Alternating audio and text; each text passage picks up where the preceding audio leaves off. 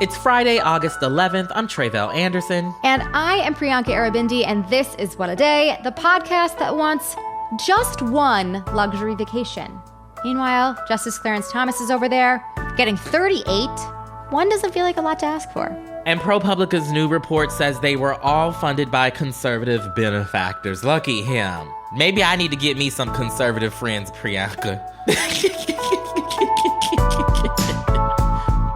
On today's show, negotiations are back on between Hollywood studios and striking writers. Plus, the first of Trump's many criminal trials could start as soon as January 2nd. But first, the rescue efforts continue in Maui after fast-moving wildfires caused catastrophic damage across the island this week.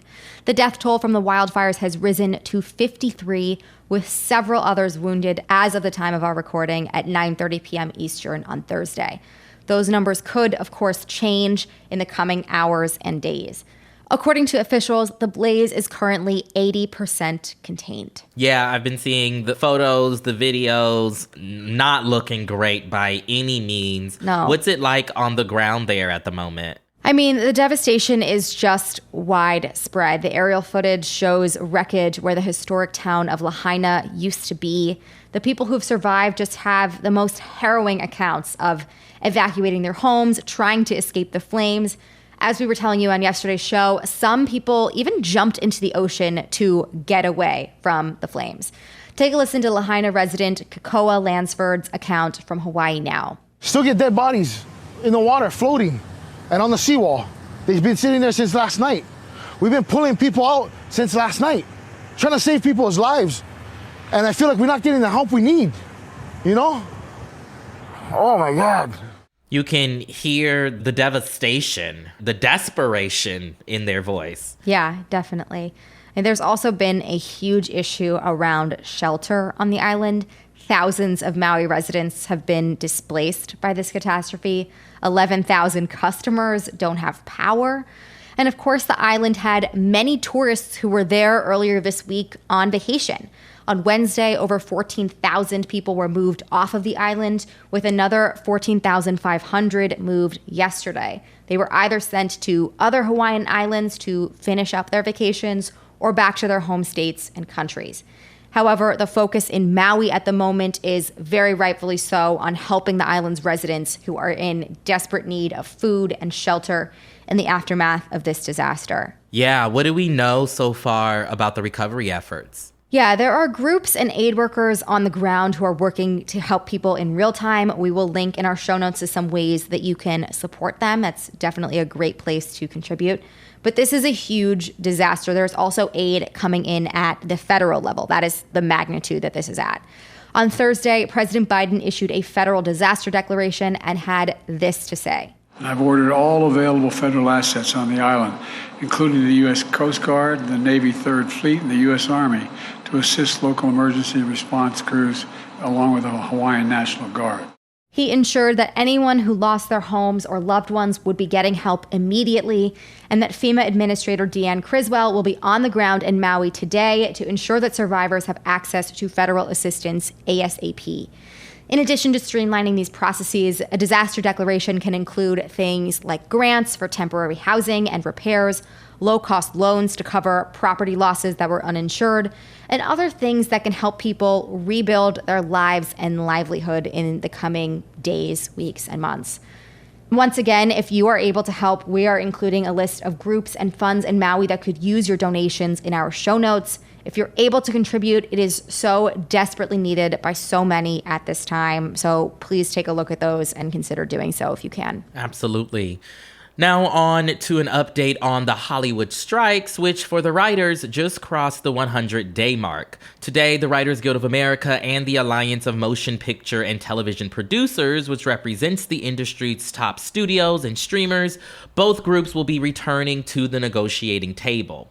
Now, that 100-day mark is an important milestone because it means this strike is now longer than the previous one from 2007 that also transformed the industry in irreversible ways, such as the birth of reality TV star Donald Trump due to the rise of Celebrity Apprentice, or my personal qualm of all of this, the canceling of the iconic TV show Girlfriends.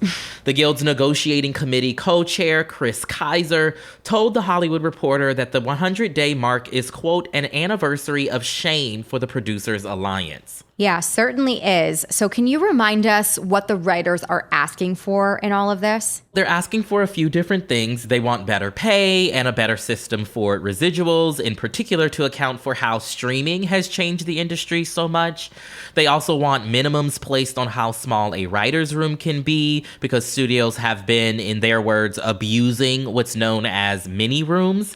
And they also want to regulate how artificial intelligence can be used as to not replace actual human writers. Right. All very important things.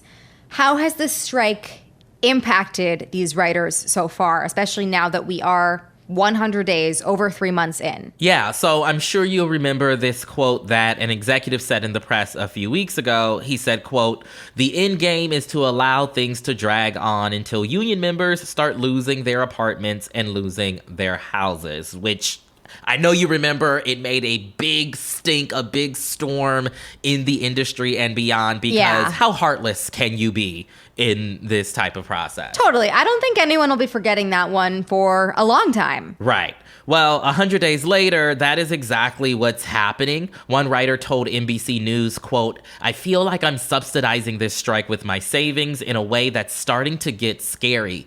She says that after writing on an award-winning show just last year, she's been cobbling together these stopgap gigs to make ends meet, like walking dogs, nannying, doing travel arrangements for folks, doing paid surveys.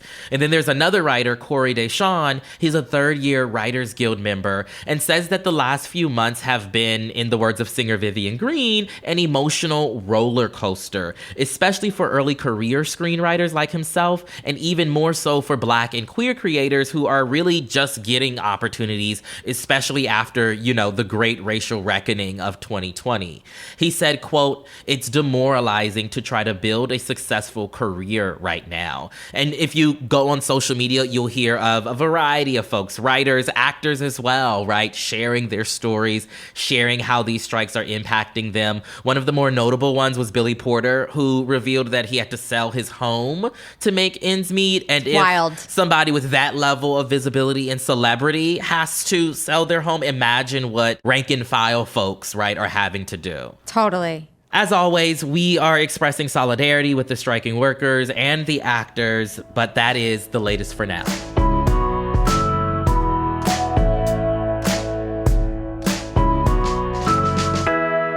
Let's get to some headlines. Headlines. We have two more updates on Trump's legal woes. First, prosecutors working under special counsel Jack Smith asked U.S. District Judge Tanya Chutkan for a January 2nd starting trial date. This is for the case where Trump is charged for attempting to overturn the 2020 election. The prosecutors say that starting right after New Year's would, quote, vindicate the public's strong interest in a speedy trial. It would also be about 2 weeks before the first Republican primary in Iowa. Trump's lawyers are predicted to respond to the prosecutor's date in the coming days. They've previously indicated that they want to delay the process as long as possible. But the start date is for Judge Chutkan to decide, and she is expected to make her decision during a court hearing on August 28th. Moving on to another of Trump's cases, this time the one for classified documents held at Mar-a-Lago. Trump and his longtime aide Walt Nauta pleaded not guilty yesterday to the updated charges they face. Those charges include trying to delete incriminating security footage at Mar-a-Lago. Listen, January 2nd, let's just hit the ground running in 2024. I'm into that timing. I think that's about right. Mm-hmm. The United States and Iran reached a deal to free 5 detained Americans in exchange for the release of some jailed Iranians and access to $6 billion of Iran's funds in South Korea. Iran on Thursday transferred 4 Iranian-American dual citizens to house arrest from Tehran's notorious Evin prison. 3 of the 5 total prisoners are Siamak Namazi, Imad Shargi, and Murad Tabaz, all of whom were detained on unsubstantiated charges of spying and sentenced to 10 years in prison. The families of the other 2 prisoners withheld their names. And according to the New York Times, the prisoners will stay under house arrest at a hotel in Tehran for several weeks and will only be allowed to leave once the agreed-upon assets hit the central bank in Qatar, which will be regulating the money. Those assets include $6 billion in Iranian oil revenue in South Korea, which Iran will be able to access only for humanitarian purposes like buying food and medicine. Officials say that process is expected to be completed in the next month or so. As for the Iranian prisoners in the U.S., the Biden administration declined to comment or confirm details about them to news organizations, but the Times reports that the administration will free a, quote, handful of Iranian prisoners when the detained Americans return to the U.S.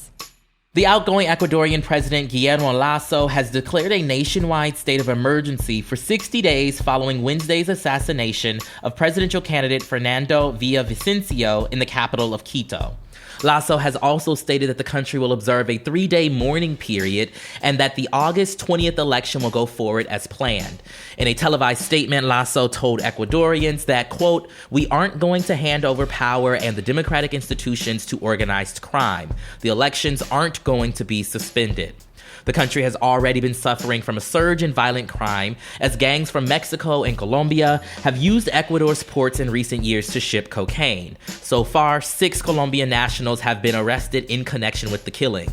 There have been conflicting accounts of those claiming responsibility for the murder from different gangs, but what is known is that Villavicencio isn't the only politician who has been killed recently. The mayor of the city of Manta was shot dead last month, and so was a candidate for the National Assembly in the coastal city of Esmeraldas.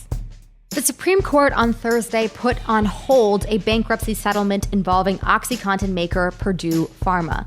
That settlement would have shielded the family who owns the company from future civil opioid lawsuits. The court sided with the Justice Department in an unsigned order yesterday, agreeing to review the case and pause the $6 billion settlement plan. The justices will hear arguments about the case in December. Thursday's move comes after a federal appeals court back in May approved the deal protecting the Sackler family, who themselves are not seeking bankruptcy protection from these opioid lawsuits. But the Justice Department has opposed shielding the family from liability, and legal experts have said that the settlement could set a troubling precedent for other bankruptcy agreements between wealthy people and companies. Health experts have pointed to OxyContin for fueling the opioid crisis, and nearly 80,000 deaths were linked to opioids in the U.S. just last year.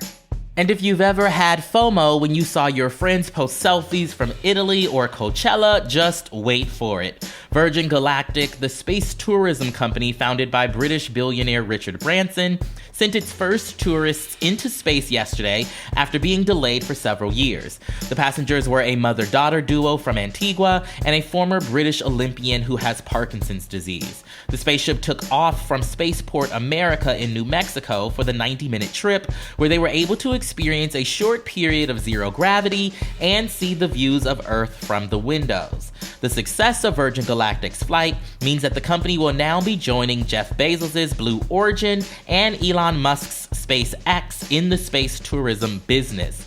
When John Goodwin, the British Olympian, first bought his ticket for this trip, the year was 2005 and it cost him $250,000.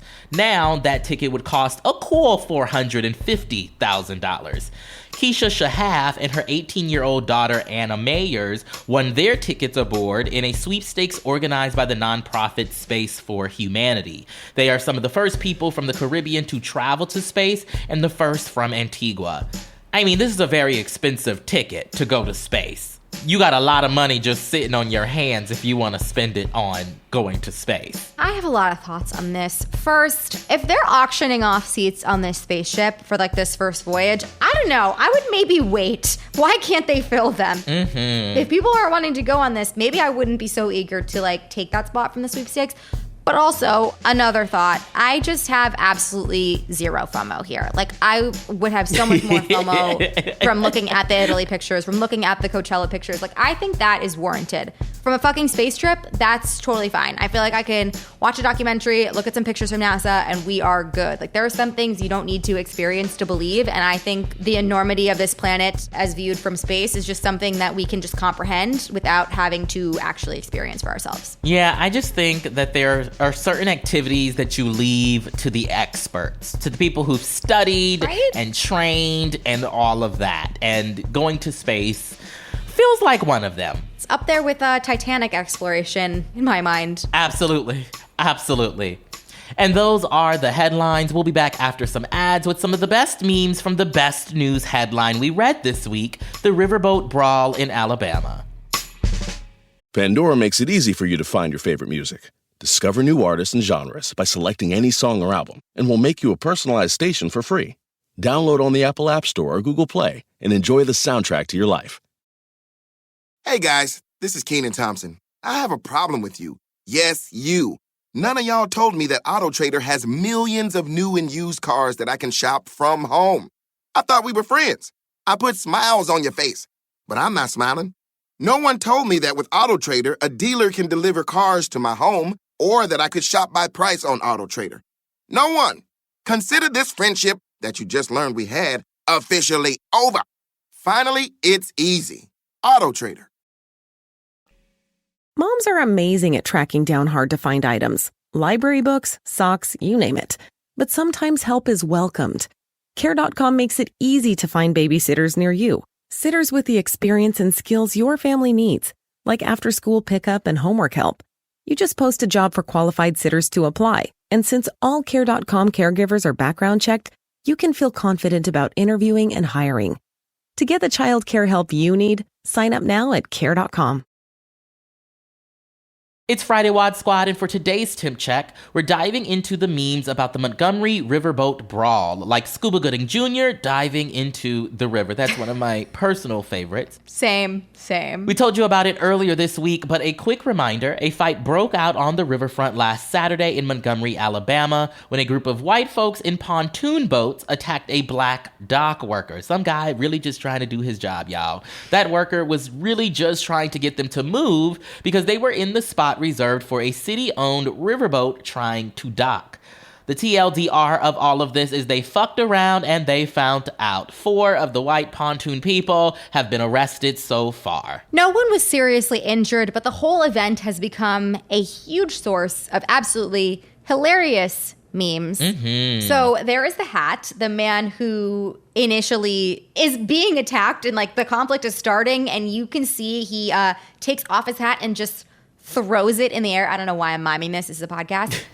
He just throws it in the air, but like extremely high, and basically kicking off the whole thing. There's the chair. A man walks up holding a folding chair and just like goes like full WWE. Yes. There's the swimming man who dives off of the boat and swims in the water to get in on the fight. There are a lot of elements at play here, but all of them are more incredible than the last. But Tre'vell, what are some of your favorites that you have seen so far? I agree with you that the hat is, not talked about enough. There's no reason to throw your hat like that. Right. But it's great. But see, this is the thing. I should say, I've seen people, do memes like him throwing up the hat and there's like a bat signal in the sky that, summons Yes. all of the folks. So I really love that. I also really enjoy, I mentioned this one on the show earlier about the Avengers Endgame edit that I've seen with the portals popping up with folks coming out of it. That's been really enjoyable for me as a,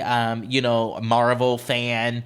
And then my last one that I really loved, and this isn't much of a meme per se, but it's the fact that the name of the boat was named Harriet. And so I've seen all of these edits of like Harriet Tubman and Rosa Parks, showing up and like cheering on the black fat fighters. And I just love that we're able to take some important history and have fun with it. I love that for us. The kids aren't learning it in school, so Right. This is where they need it. I would agree. All of the above are things I also enjoy. One of my personal favorites is Martin Luther King Jr. Memorial that has been photoshopped to include the chair, which I think is hysterical. So good. There's also all the names. Scuba Gooding Jr., I think, is one of the more notable ones. There's like a whole laundry list we could go through. And I also personally really enjoy on TikTok, like the people who have just taken to their backyard pools to reenact this with their friends with like, you can tell they've done the work. They have done a close watch of this. They're reenacting every single. Yes. It's amazing when something captures the imagination like this has. It's rare, but it's beautiful. It's a beautiful thing. It absolutely is. And just like that, we have checked our temps. And remember that the Second Amendment protects your right to bear folding chairs. Thank you so much, NRA. You're good for something.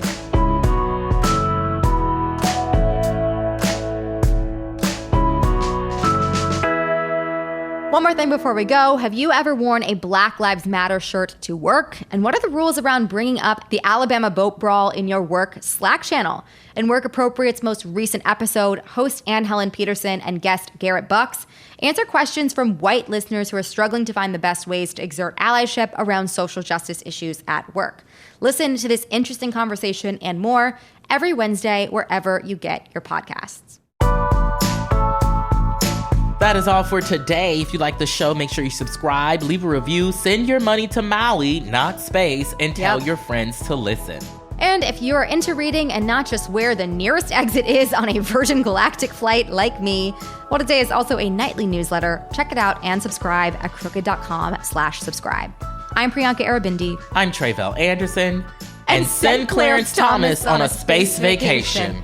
Yeah, hopefully one without a return flight. It's fine. We could use a replacement of his seat. Just straight to Pluto.